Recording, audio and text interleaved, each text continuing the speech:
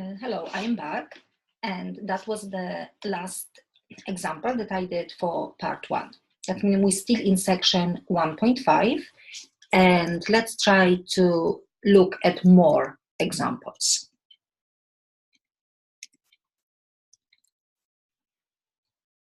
Okay, example number 2, we will investigate a behavior of the function sine of pi over x as x goes to close to 0, as x approaches 0.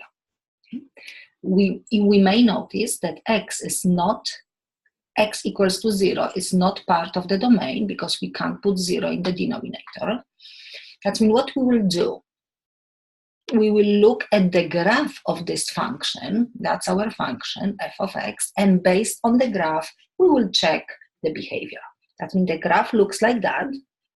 Of course, we will not expect you to know the graph, but having to plot, of course, to know the graph, but having the graph, we will expect you to get the answer.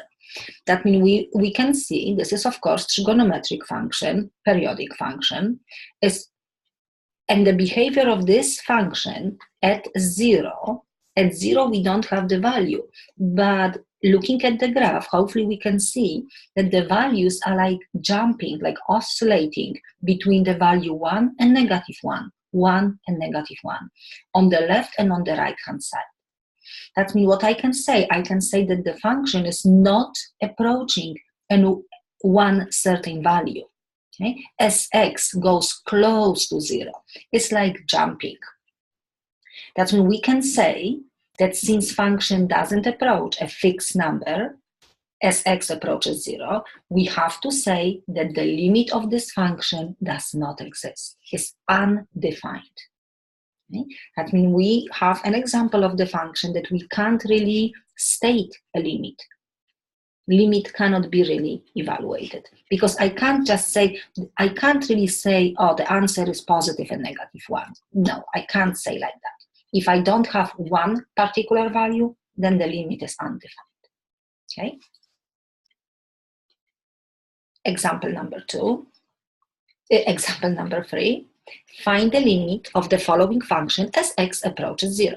And we have piecewise defined function, f of x equals to 0 if x is less than 0, and f of x equals to 1 if x is greater than or equal to 0. And we can see the horizontal line 0, constant function 0 for the negative values, and horizontal line 1, f of x equals to 1 for the positive values, and 0, because we do have a solid dot at 1. That means value of the function at 1, of course, is 0. Value of the function at 0, it's 1. Okay, that means now let's see. 0 is in the domain. We do have value for 0 is 1, but now we have to investigate the behavior, how the pink line behaves, pink lines behaves. And what I can see, I can definitely see again that I do not have one fixed number that the function is approaching, because looking at the numbers on the right hand side, okay, the p as x is getting really close to 0, function is approaching that 1.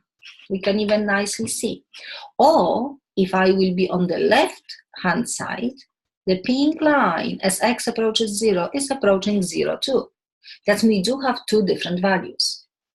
That means what I can say, I can definitely say that the behavior of the function f of x as x goes to 0 simply is undefined, does not exist, because doesn't exist as one finite number.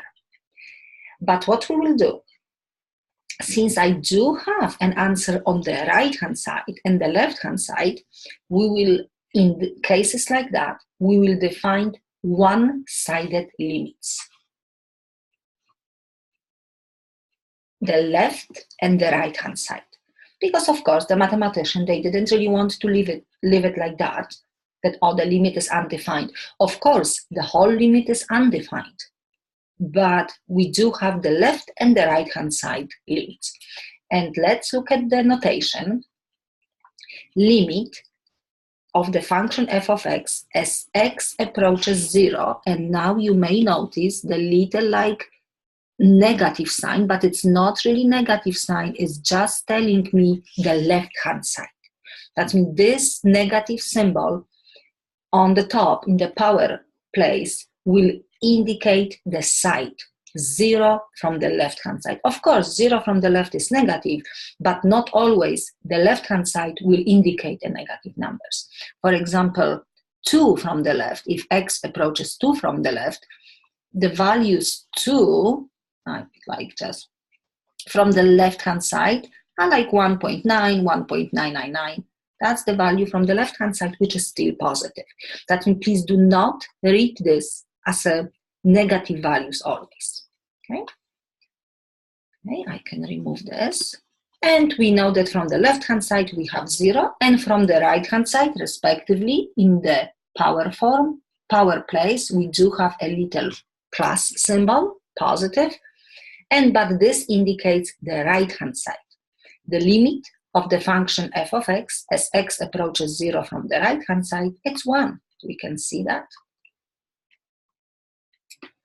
And the same thing, if you see this little plus, doesn't mean that always everything is positive, because I can have x approaches, let's say, negative 2 from the right-hand side.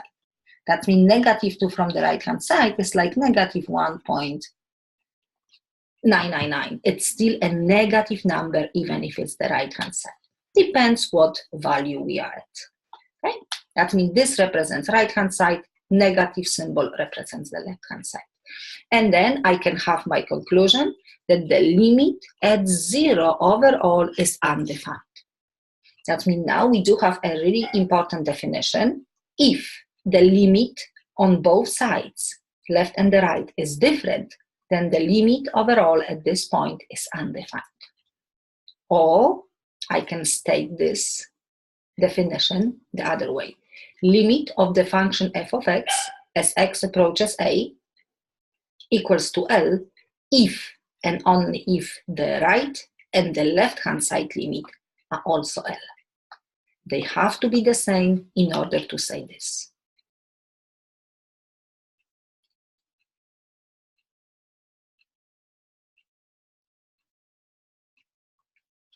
And then I have an example. A graph of a function g is displayed. Use it to state the values, if they exist, of the following limits. As we can see, we have function like that, a little bit choppy, okay? And we're looking at the value 2, x equals to 2, and x equals to 5. At 2, we can see that 2 is not in the domain because we do not have a solid dot on that line. So I can say the value doesn't exist. This represents empty set. And 5, actually, we do have a solid dot. That means at 5, the value is 1. Okay, that means only 2 is not in the domain, but this doesn't really matter for the limit. So let's look at this. Limit of the function g of x as x goes to 2 from the left-hand side. That means this is 2, and that's the left-hand side. That's the right-hand side. And I can see that on the left-hand side, I have this part of the function, and my arrow is pointing the level 3. On the right-hand side, I have this part of the function, and the arrow is pointing 1. I think that's 2 different limits, 3 and 1. And overall, I can say that the limit at 2 does not exist as a one finite number because we have 2 different one-sided limits. Now, let's take 5. That's 5. On the left-hand side, the function is approaching that dot, and that dot is at the level 2. And actually, on the right-hand side is pointing, it's approaching, the function is approaching the same dot, the same level, the same value. Then I can say that the limit exists.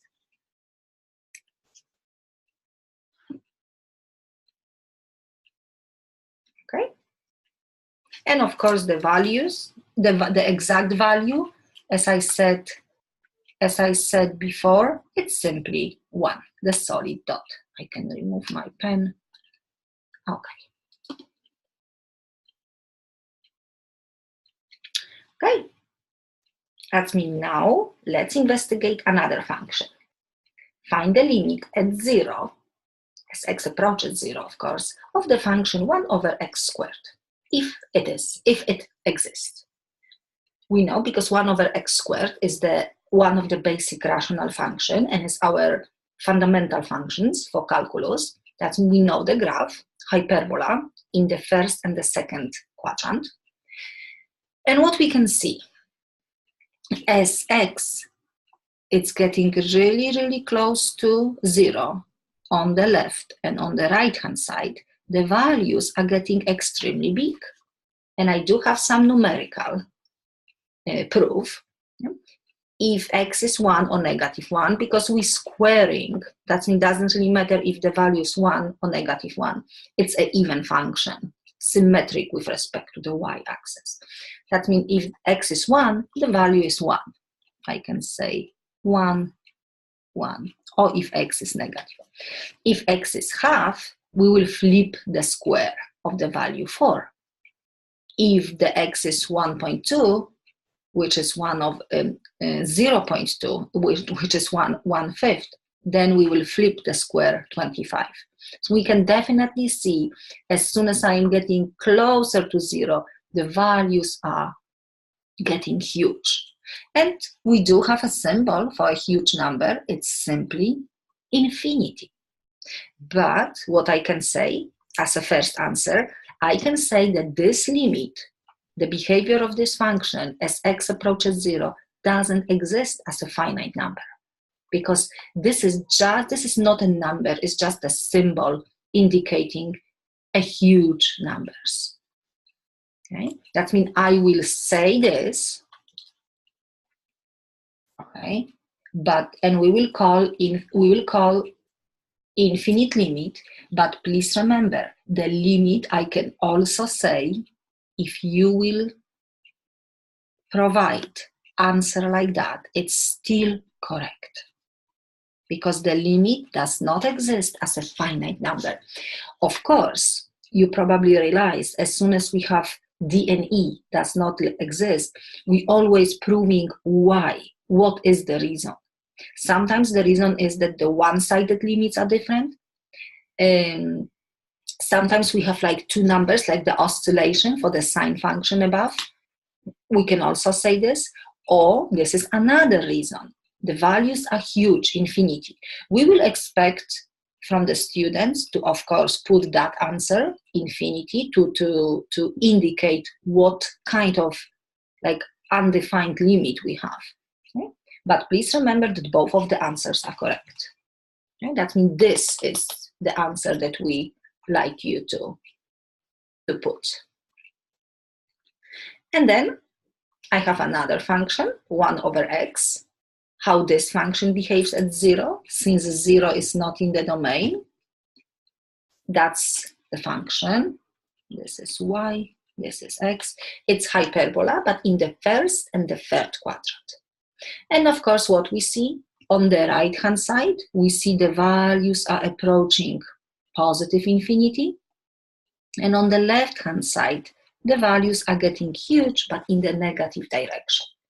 That means we have, as soon as we see different like behavior, the curve printed or drawn in different quadrants, of course we have to consider one-sided limit, the left-hand side and the right-hand side.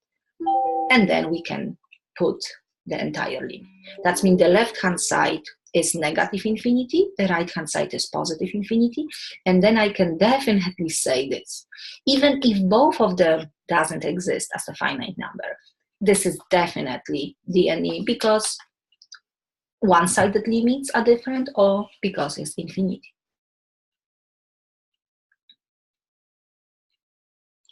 Okay, we also notice, based on the previous two examples, that if we have infinite limit, I can even come back for a second, if we have infinite limit at that point, x0, x equals to 0, the line, the vertical line, x equals to 0, becomes an asymptote.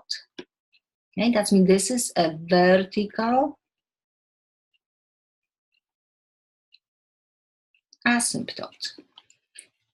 That means if you would like to double check if the vertical line is an asymptote, you have to investigate a limit. If you're getting infinity, the infinite limit, then you can say, yes, this line is a vertical asymptote. And we do have this definition.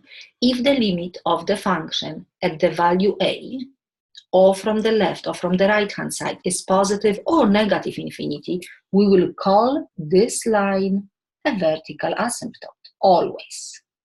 No exemption. Even if, of course, the quantity a is not in the domain of the function. That's even the point of the asymptote. And we can have a few examples. The left-hand side limit, positive infinity. The right-hand side limit, positive infinity. The left-hand side limit, negative infinity. And the right-hand side limit, negative infinity. All of the lines, vertical lines A, are the vertical asymptotes. I can even have situation like, let me draw something like that.